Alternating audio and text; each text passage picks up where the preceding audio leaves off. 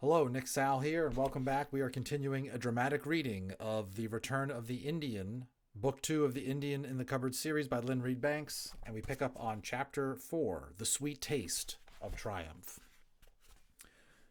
When Omri came back downstairs with the copy of his story, his brothers were back from school.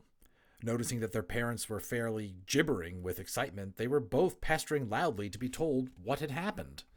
But being decent, Omri's mother and father were refusing to spoil his surprise. However, the moment he entered the room, his father turned and pointed to him. "It's Omri's news," he said. "Ask him to tell you." "Well?" said Gillian. "Go on," said Adil. "Don't drive us mad." "It's just that I've won a prize," said Omri, with the utmost carelessness. "Here, Mum." He handed her the folder, and she rushed out of the room with it clutched to her bosom, saying that she couldn't wait another minute to read it. "Prize for what?" asked Adil cynically. "For winning a donkey race?" inquired Gillian. "Nothing much. It was only a story," said Omri. It was such a long time since he had felt this good. He needed to spin it out. "What story?" asked Adil. "What's the prize?" asked Gillian at the same time. "You know, that telecom competition. There was an ad on TV. You had to write it in for a leaflet. You had to write it in a leaflet from the post office." "Oh, that," said Adil, and he went into the kitchen to get himself something to eat. But Gillian was gazing at him. He paid more attention to ads, and he remembered a detail that Adil had forgotten. "The prizes were money," he said, slowly. "Big money." Omri grunted noncommittally, sat down on the table, and shifted Kitza, who was still there, onto his lap. "How much?" pressed Gillian. "How much? Did you win? You didn't get first prize." "Yeah." Gillian got up. "Not! You haven't won 300 quid!" Adil's face appeared around the kitchen door, wearing a look of comical amazement. "Oh? What? What did you say?" "That was the first prize in each category. That was the first prize in each category. I thought about entering myself." Excitement and envy were in Gillian's voice now, making it wobble up and down the register. He turned back to Omri. "Come on, tell us." "Yeah," said Omri again. He felt their eyes on him and a great gleeful laugh rising in him, like the time Boone had done a tiny brilliant drawing during Omri's art lessons, and the teacher had seen it and couldn't believe her eyes. Those of you who read with me the first book, you'll remember that scene. That was great. Omri took rare pleasure in that joke as well. She thought Omri had done it somehow. This time was even more fun, though, because this time he had. He was sitting, watching television, sometime later, when Adil came in quietly and sat down beside him. "I've read it," he said after a while. His tone had changed completely. "What? Oh, my Indian story." "Yes, your Indian story."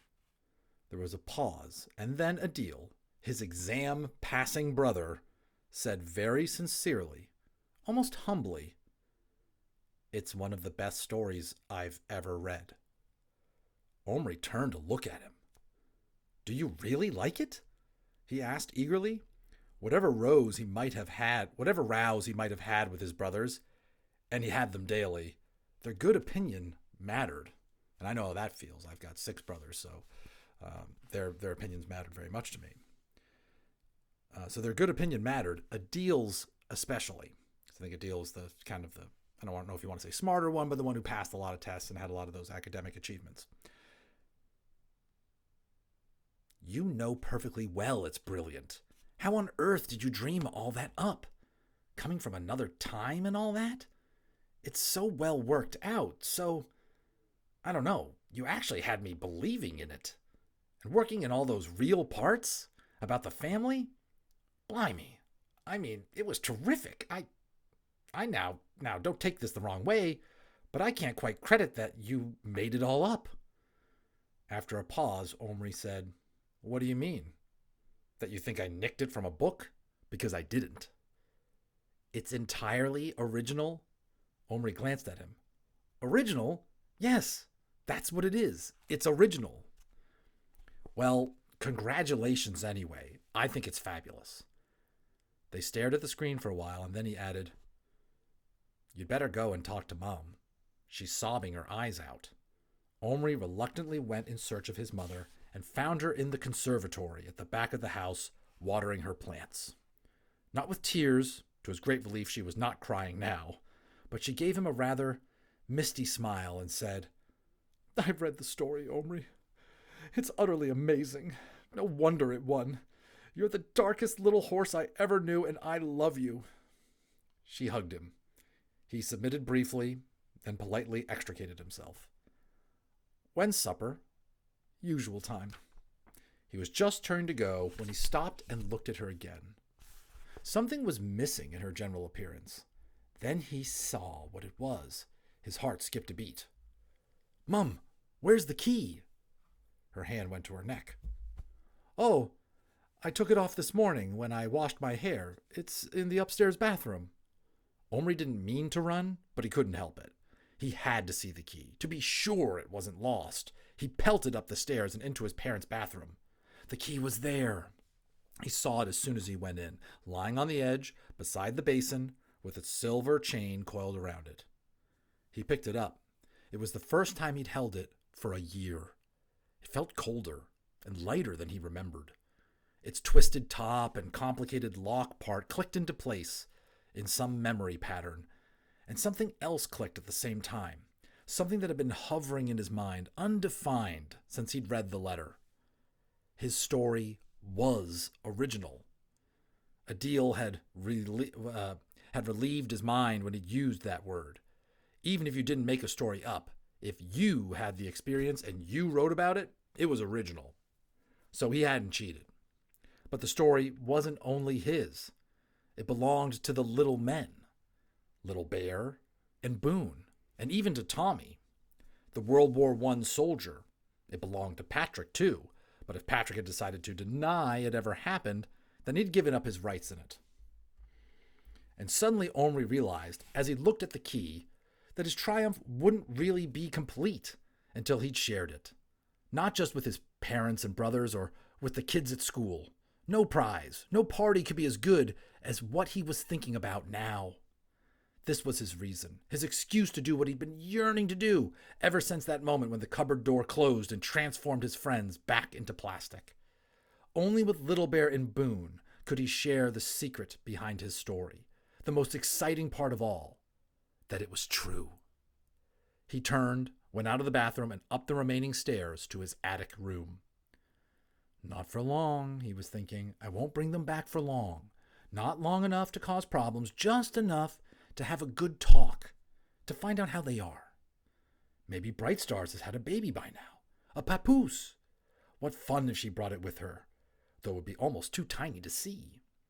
Little Bear had made himself a chief while he was with Omri, but when he returned to his own place, his father might still be alive. Little Bear wouldn't be like an ordinary brave again. And Boone, the crying cowboy with the talent for art, a deep dislike of washing, and a heavy thirst. It made Omri grin to think of him. Writing about the little men and their adventures, he had made them so clear in his mind that it hardly seemed necessary to do what he was going to do. He's going back into the cupboard. Tell you what, we're off to a good clip here, and I don't want you to have to jump through too many of my videos, so let's just go on to this chapter 5 here. We'll do a twofer for you. Chapter 5, From Dangerous Times. With hands that shook, Omri probed into the depths of the chest till he found the box within a box within a box. He eased it out and closed the lid of the chest and put the boxes on top.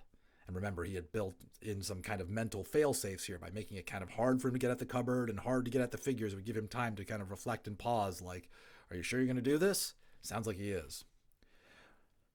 He eased it out and closed the lid of the chest and put the boxes on top. Reverently, he untied the string on the largest box, opened it, took out the next, and repeated the operation.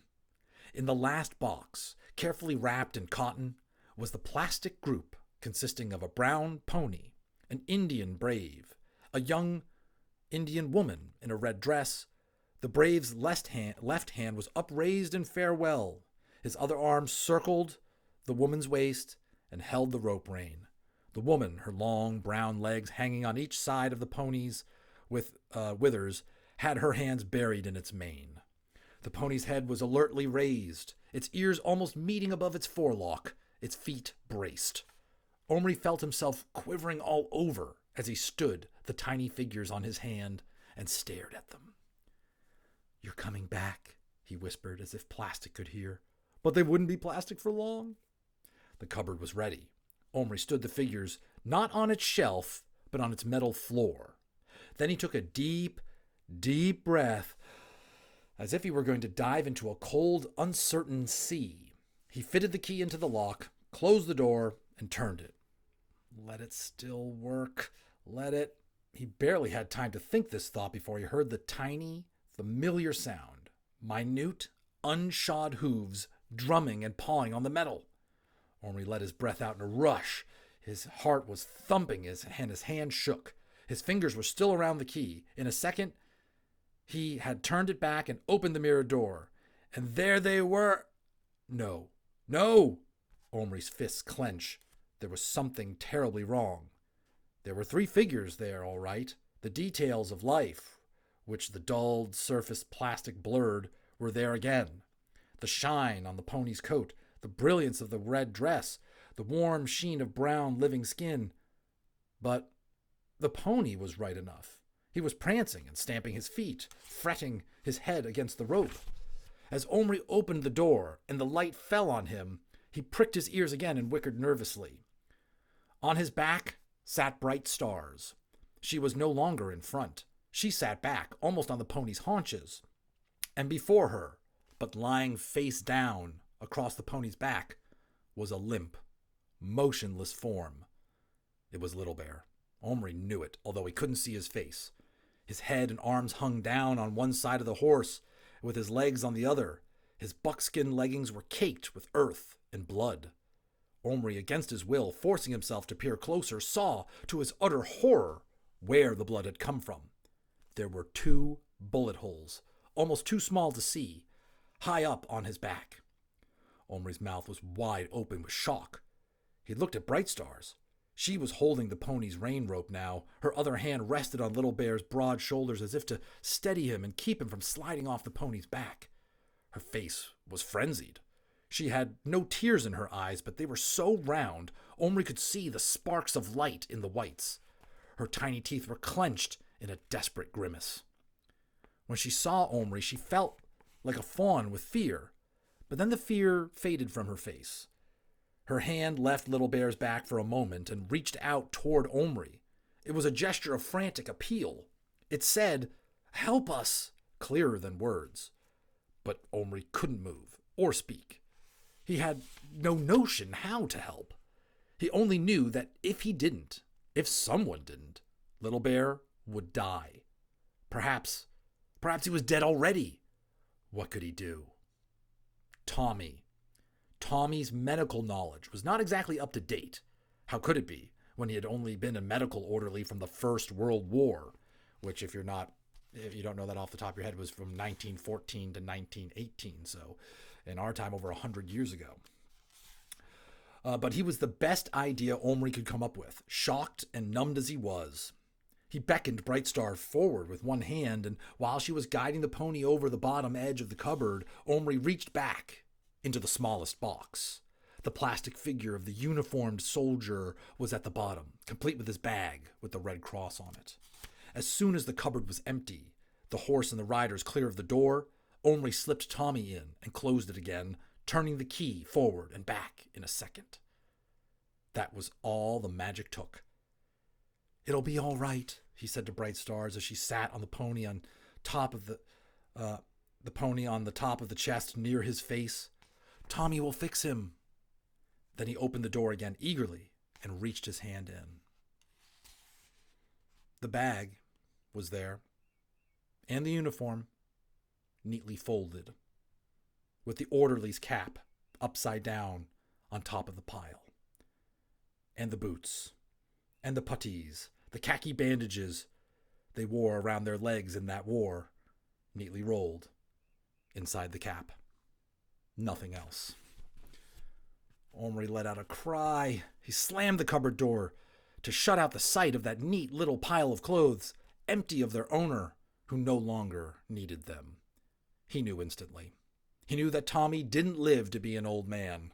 He knew that Tommy, that one of those big German shells he had talked about, those minis or perhaps some other weapon, had struck him down. His snubby, cheerful face, his bravery, and his gentle hands were gone, with so many thousands of others, into the mud of the trenches, which is what that war was very well known for, trench warfare. Omri had never experienced death at close hand. No one he knew well had ever died. An uncle had jumped the twig, as his father called it, last year, but in Australia. A boy at school had been killed in a car crash, but he wasn't in Omri's class. The realization of Tommy's death, even a whole year after he had last seen him, came as a ghastly shock. He had no one to share this with, and in any case there was no time. Standing at his elbow was the pony, tossing his head as if in impatience and heedless of anything which delayed attention to his master. Brightstar's enormous eyes were fixed on him, waiting, trusting. Later. He would think about Tommy and mourn for him later. Who would understand better than Tommy that you have to look after the wounded before mourning the dead? Rubbing his hand across his mouth, Omri looked around helplessly, and then he faced Brightstar's. How much English did she know? During her brief time with him before, he had never spoken directly to her. She had only spoken to Little Bear, in their own language. Now, he must make her understand. No good, he said slowly. No help. She looked blank, although the shining hope faded a little from her face. To make matters plain, Omri opened the cupboard again and took Tommy's plastic figure, which had come back, replacing the pitiful little pile of his uniform, and stood it before the Indian girl. She slipped from the pony's back and, holding the rope, touched the figure. She seemed to realize at once that there was no help to be looked for there. She turned swiftly back to Omri. "Help! You!" she said in a clear, silvery voice. Omri felt sheer desperation clamp down on his heart, already heavy with sadness. He followed Brightstar's pointing finger at the lifeless-looking body across the pony. "We must lay him flat," he said at last. It was all he could think of. But it could not be all he could do. He must think. He must think. He watched Brightstar struggling to lift Little Bear's heavy body off the horse. He helped as much as he dared, terrified his big clumsy fingers would damage him, but at least he could make his hand into a kind of platform to lower Little Bear to the ground. With his hand, he pulled his box of tissues toward him and made a makeshift mattress out of several of them. At least they were soft and clean. Soon Little Bear was lying, stretched on his stomach. Omri had been through something like this before, when Little Bear had shot the cowboy, Boone. That time, Tommy had been brought in to help. He had had some tiny instruments, dressing, and medicine. Crude as his old-fashioned methods were, they had worked. Omri felt poignantly the absence of an old friend, as one does, not just missing the person, but missing his skills, his role in one's life. For a moment, he felt almost angry with Tommy for being dead when he was so badly needed. Brightstars, who was kneeling beside Little Bear, looked up. She said something. It was some Indian word. Omri shook his head. Brightstars wrung her hands. She pointed to the 2 bullet wounds and said the word again, louder. It must be some special Indian remedy she wanted. And for the first time, Omri thought, she might be better off where she came from. She'd know what to do there. But at least he could clean the wounds. He knew how to do that much. He had some mouthwash, horrible stuff his mother made him gargle when he had a cold. The bottle was on his shelf. He jumped up and fetched it. His head was spinning. He was beginning to realize how insane it had been to start up with this business again. He was remembering the awful sense of responsibility, the anxiety, the unending successions of problems to be solved, and this time he didn't even have Patrick to give him occasional support or good ideas. Patrick. But Patrick was useless. He didn't even believe anymore. Omri soaked a bit of cotton from the box with the disinfectant and handed it to Brightstars, making a swabbing gesture to show her what it was for. She caught on quickly. With light, delicate strokes, she cleaned the blood off Little Bear's back. No more seemed to be coming from the holes. Omri remembered that injured people have to be kept warm, and noticing that Bright Stars was shivering, snatched up one of the gloves he'd worn to school and recklessly cut the little finger off with some scissors. The Indian was soon inside the woolen finger, which was like a sleeping bag. Omri and Bright Stars looked at each other. "How?" asked Omri. "How did it happen?" Bright Star's face grew hard. "Soldier," she said. "Fight. Gun." "In the back?" Omri couldn't help asking. It was hard to imagine anyone as brave as Little Bear getting shot in the back. "Fall horse," she said. "Little Bear lie. Ground. Soldier shoot." She pointed an imaginary weapon, a rifle or a musket, gestured 1, 2, then waved her hand sharply to show the soldiers had to run, leaving Little Bear to die. "You saw this?" She nodded fiercely. "Woman see. Soldier come village. Braves fight. Soldier make fire in house. Kill many. Take prisoner. Braves chase. Out, out. Far. Bright Stars hide. See Little Bear fall. See soldier," she mimed, shooting again. "Bright Stars run. Catch pony. Bringing Little Bear home to village. All fire. Dead brave. Woman cry. I shut eyes. Not see." Whoosh! She made a strange noise like a rush of wind, opened her eyes and pointed at Omri with a look of acted surprise. And suddenly, "You were here?" She nodded.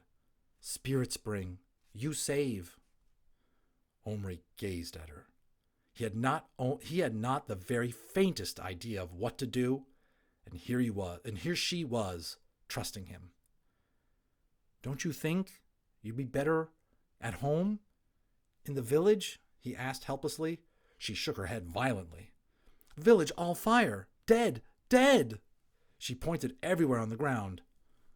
"No help. Omri only help Little Bear. Brother." Brother. Yes. Little Bear had swapped drops of blood with him in that last moment, making them blood brothers. He must find a way to help. But how? At that instant, Little Bear stirred and groaned. Instantly, Bright Stars crouched beside him. Omri, whose eyes had begun to get used to focusing on minute detail once again, noticed that she had become fat. Could it be that... But Little Bear was groaning and muttering. His legs were twitching. Omri forgot about Bright Star's new shape for the moment. Sounds like she might be expecting. "What's he saying?" "Say, Omri, Omri," reported Bright Stars. There was more muttering, and then she said, "Now say, brother." She looked up at him with a look he couldn't bear. He stood up. "Listen," he said hoarsely. "I have to bring help. I need something." He looked at her. "Lend me your moccasins." He pointed to her feet. Bewildered but obedient, she bent and took off the soft shoes made of bead-embroidered animal hide and gave it to him. He wrapped them carefully in a twist of paper and put them in his pocket. "Take care of him," he said. "I'll be back."